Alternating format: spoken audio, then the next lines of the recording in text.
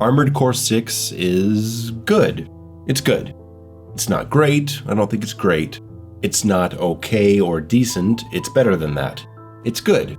It's got some problems and some things I don't personally resonate with, but a lot of it is well made and there was a lot of fun to be had. It's made by a company called FromSoftware, which is a company I hadn't heard of, so if you know other games from them that you think I should play, let me know in the comments. But from what I've seen online, FromSoftware fans are typically very calm, reasonable, and understanding in the face of criticism. And the Armored Core fans are said to be the fringe of that community. So I guess they must be even more calm, reasonable, and understanding. That's very encouraging and gives me the confidence to say whatever I want, knowing that the community is likely to be very receptive to my massive amounts of criticism. And believe me, for a game I generally enjoyed, and I do recommend if you know what you're getting into, I have a whole bunch of criticisms. Let me warn you right away that I had never played an Armored Core game before this. I didn't know what to expect, all I knew was that it had mech battles in it. I didn't look into the coverage or reviews, I just looked at it and saw a sci-fi setting and fast crazy mechs, and it was an impulse buy. Everything from the genre to the mechanics were completely alien to me, as they will be to many newcomers to a series that's been dormant for over a decade. The visuals are kinda mixed, sometimes it looks gorgeous, sometimes a bit drab. The levels are really big and open with no visible loading. The skies are at times beautiful and the massive structures in the distance are stunning to look at. While the first chapters kinda started to bore me with environments that largely felt similar, steel and concrete, later chapters take you into some fun spaces with visual flair and spectacle. I was blown away by how cool everything looked sometimes, and I even found myself posing for the camera during epic moments of slow-motion explosions.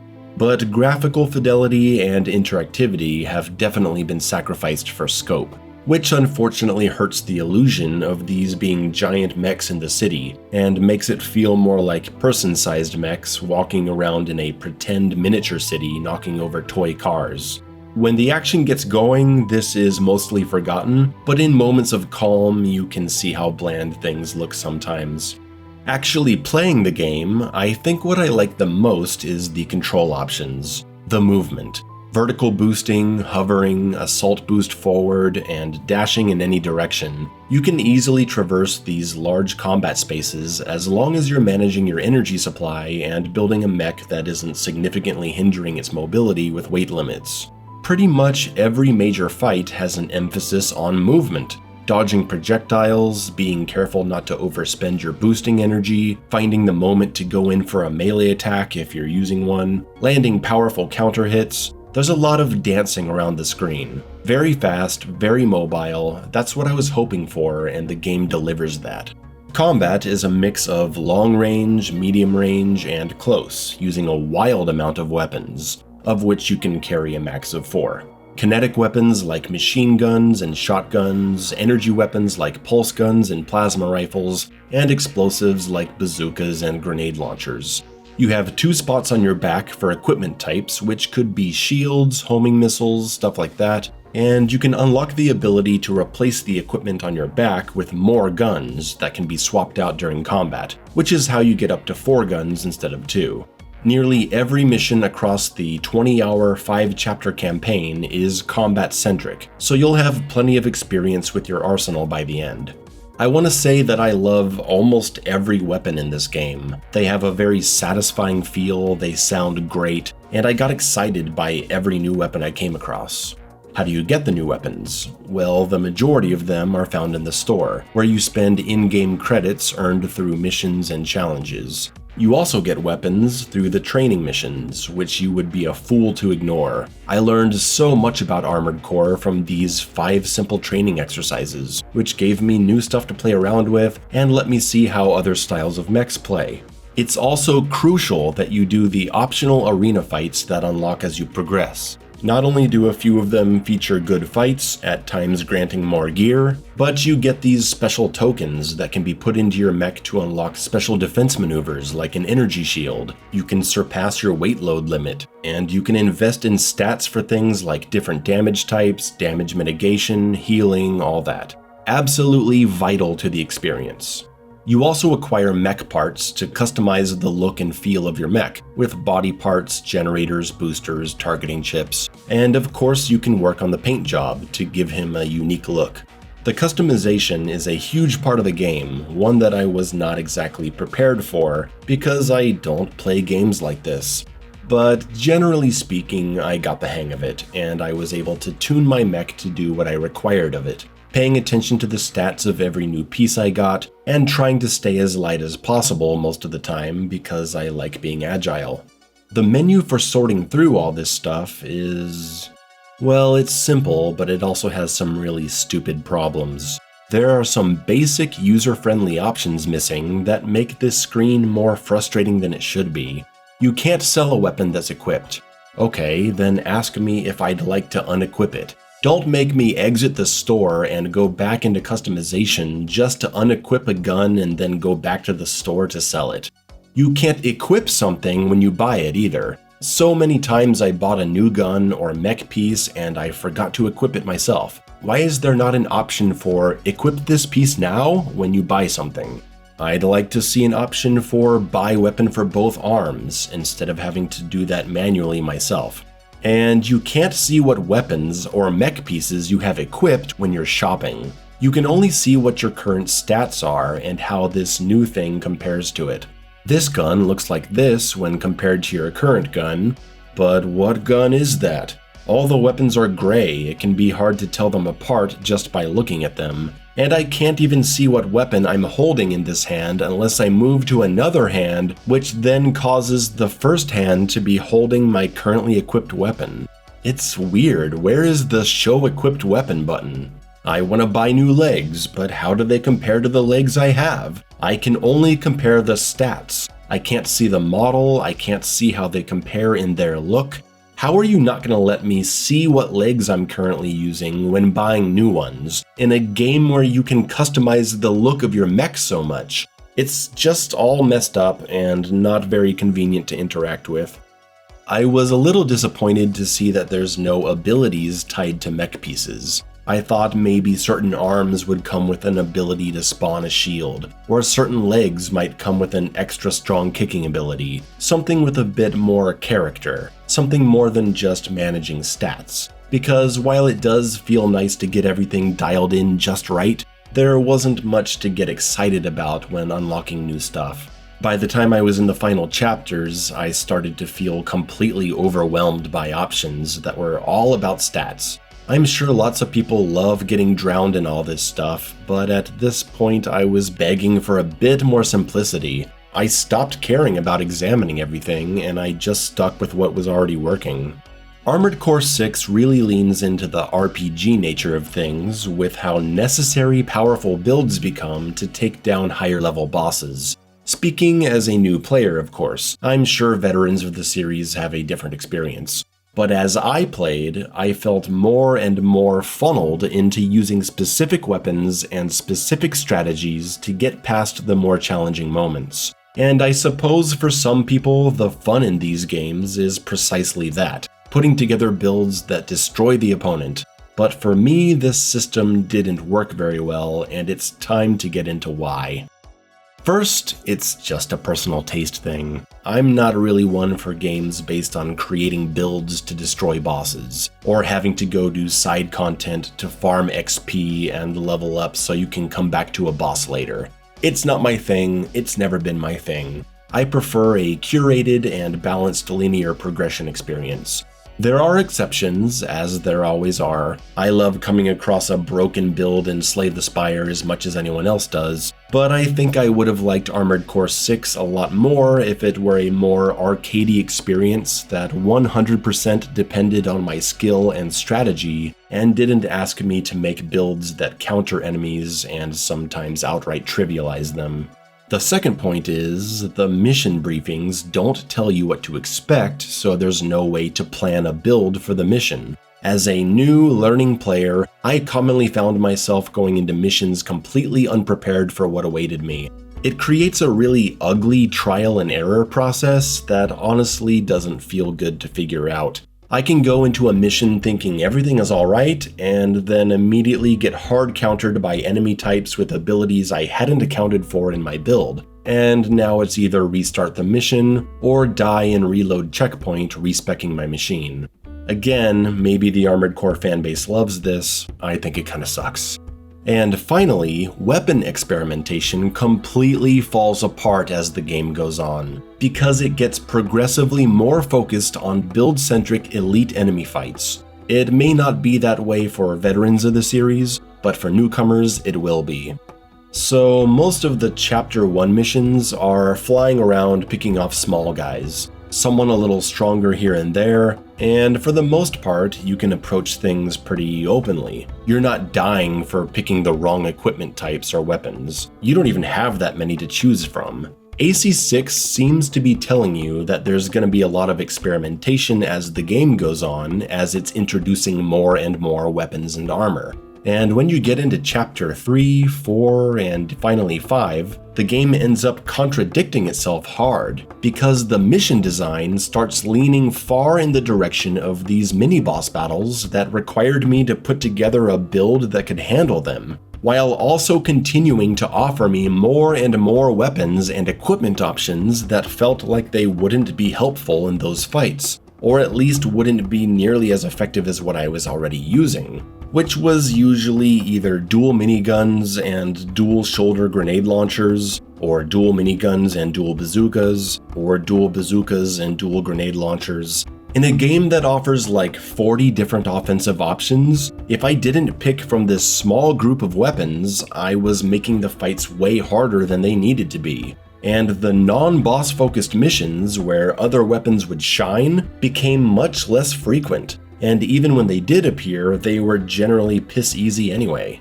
I am not saying that the optimal strategy against every boss is the same. I'm saying that learning to beat the bosses the first time you play generally boils down to one or two things. The big fights, of which there are many, feel like they all wanted me to approach them the same way, and I started getting really disappointed by the fact that these awesome new equipment types I was buying seemed to be nearly useless in the fights the game was throwing at me. For example, you can use vertical missiles to flush enemies out of cover. Pretty cool. In the early missions you fight a lot of common enemy types, sometimes behind cover, and there aren't any elite fights to really worry about. In the late game, you get access to these 8 missile, even 12 missile variations that look really exciting to use, and there's awesome crowd control options like a missile that drops napalm. But equipping myself with one of these before a mission meant I was screwing myself for the possible boss fight or multiple boss fights that could be awaiting me. Honestly, after so many hours of Armored Core 6 and feeling like the same builds were being used for every boss fight, builds that were trivializing like 80% of all the arena challenges as well, I was getting bored and I wanted to play around with other stuff. I said, okay, I'm sick of all these massive explosives and high DPS assault weapons. I'm gonna check out this new vertical missile launcher and burst rifle and the plasma launcher, and let's see how it all goes. And then, oh fuck, I'm getting absolutely destroyed in the next mission, because all of this stuff sucks against the mini-bosses being thrown at me. So I say, to hell with it, I guess I'll just go back to the power build I was using before. I do not think this is good structure. If you could have 3 different builds equipped and swap them out during combat, that would be one thing. But having to commit to a build when so many later chapter missions focus on fast, evasive, deadly mini-bosses meant that I couldn't really try out many of the tools that actually interested me. The missions themselves are largely uninteresting. Lots of just fly to the point and hit the switch or gather the intel. The very minimum. But some of the later missions were much more entertaining as the spectacle increased. Overall though, most of the missions outside of the boss fights, not great. Because Armored Core 6 is not about the missions, it's about the boss fights. It's definitely not about the story because it's delivered in such a dry, uninteresting way that you'd have to be a superhuman to be able to pay attention to it. Now, look, I'm not against telling a story through just dialogue and showing some images to the player, but you'd gotta space it out and make it a little more engaging. Consolidate, find shorter ways of delivering information, because there's almost always dialogue before and after every damn mission, and when that's the case, I lose interest. It's just not delivered in any way to make me care. Very poor storytelling, and it had the effect of making me care significantly less about what I was doing or who I was fighting. So let's get to the real meat of Armored Core 6, the boss fights and the difficulty. Since this game is focused on builds, it's hard for me to evaluate just how good most of the boss fights are. Like I said, most of the elite enemies, mini-bosses, and arena fights are just about finding the weapons and stats that counter them, and going with that. Most, if not all of them, boiled down to dual chain guns and dual shoulder grenades, because these do massive damage and put them into a stun state very quickly. So I don't know how smart or adaptive or creative most of these bosses are, since I basically just DPS'd them to death without figuring out any specific strategies or learning anything about how they behave. Not all of them, there are a handful of fights that made me stop screwing around, but it's certainly not the majority. The hardest fight for me was Chapter 4's boss IB-01. She reminded me a lot of the Valkyrie Queen from God of War 2018, or Gina from Ragnarok. My boss killer builds were not working against her mainly because I couldn't land the hits I needed. She's very mobile, she stays in the air a lot, and her attacks are devastating and plentiful. She must have 10 different attacks to throw at you. They're fast, they take up a lot of real estate on the screen. She's a true challenge. But was she fun to fight? Fun to defeat?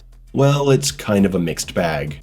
What I like about her is the learning of her patterns. Finding those specific moments when she's vulnerable for a hard punish, reacting to the sound of her lock-on projectiles, moving in more unpredictable directions, and really capitalizing on moments for damage. That stuff is all great. I still needed to spec into a DPS build like all the other fights, but hey, at least I'm paying attention during this one. When I died from an attack I didn't understand yet, or from my own mishandling of her offense, I never got upset. I just kept at it. What upset me was that so many of my deaths didn't come from a lack of knowledge of her moveset or from some tactical error, but from a lack of visibility. It's so incredibly easy for her to break your lock-on and fly to a part of the arena where you don't know where she is, getting stuck flipping the camera around. Is she over there? Is she over there? Is she in the sky? Is she behind me? Oh no, wait, she's directly above me and now I'm dead. It was really frustrating, and it's definitely not an issue exclusive to her. Unlike the other end-of-chapter bosses of Armored Core 6, she has a second phase, and while the game is mostly generous in regards to checkpoints, there is no checkpoint before the second phase.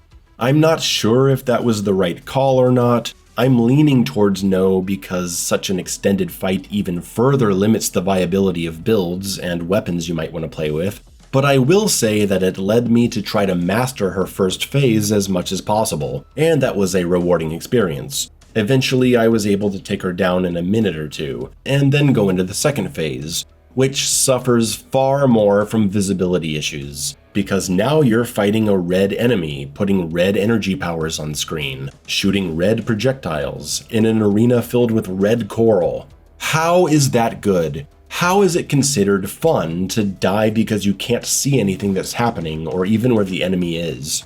Look, I didn't hate this boss. When I could actually manage her presence on screen and deal with her behaviors, it was a good time. But there's too much visual nonsense on screen to really enjoy it. That's an issue through a lot of AC6, where there's so many effects and explosions going on that you can't even understand what's happening anymore. Some of the arena fights are against mechs that are the same color as the walls and floors, and of course, like so many titles with lazy camera implementation, the camera absolutely freaks out whenever you're near geometry, zooming in and leaving you with no idea what's happening. The Chapter 3 boss fight is probably one of the worst boss fights I've ever seen. Boring, monotonous, uninteresting, tedious, and bullshit. It's a spectacle fight, so I guess you can't expect too much, but the majority of learning this fight is just standing around waiting endlessly for him to finally give you a small opening just to land a stun shot on his head which disables his shield. You can learn his movements after a while, where he likes to pop up, which makes it faster, but getting to that point isn't fun at all. Every time you miss a shot because of the charge-up time of the gun, and then you gotta wait for him to come back around again, it's agonizing. And then, when you finally do get his shield down for the last time, at the end of this long, painful, drawn-out fight, you go in for the kill, and if you don't kill him at this specific moment, you fail the fucking mission.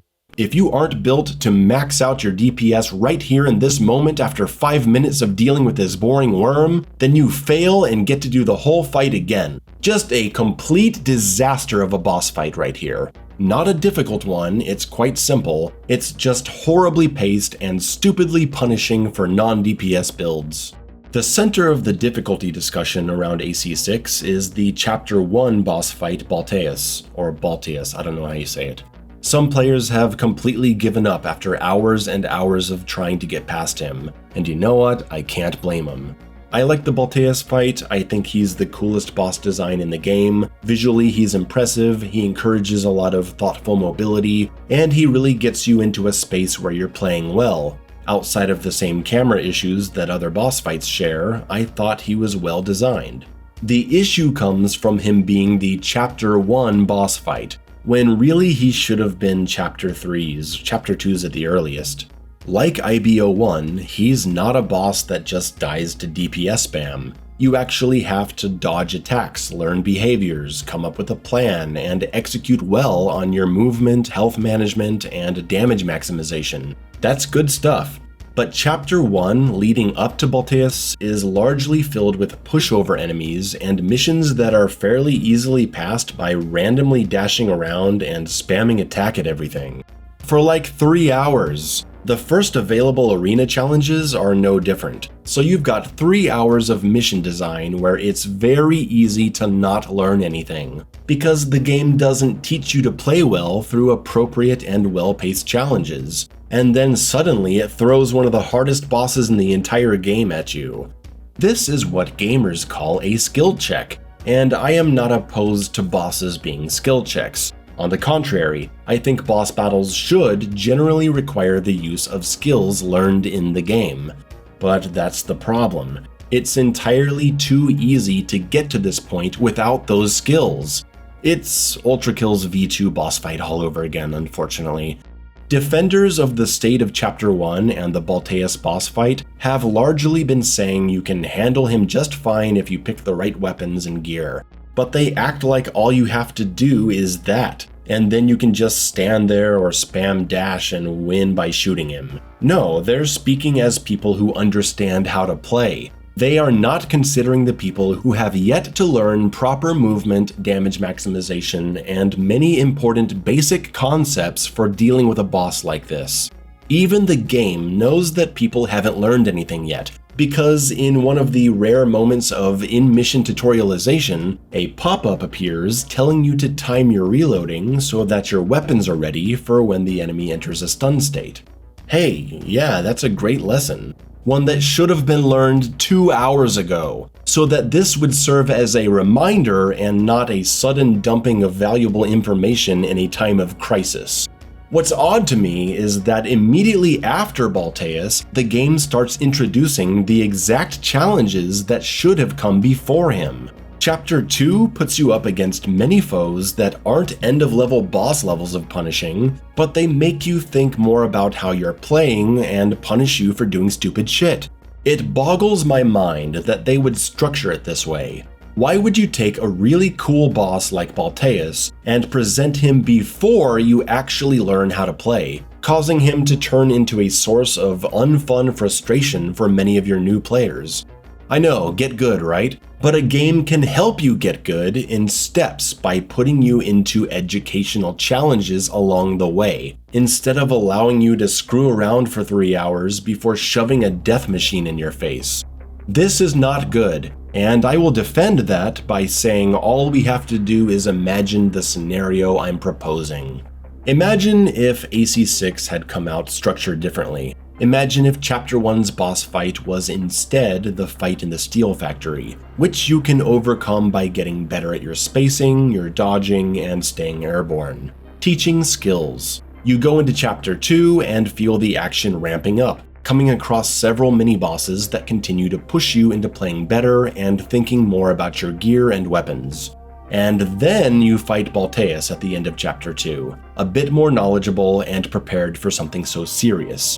Forget whether or not you like this idea more or less than how it is now. Instead, just imagine that that's the way it was. That's how you played it.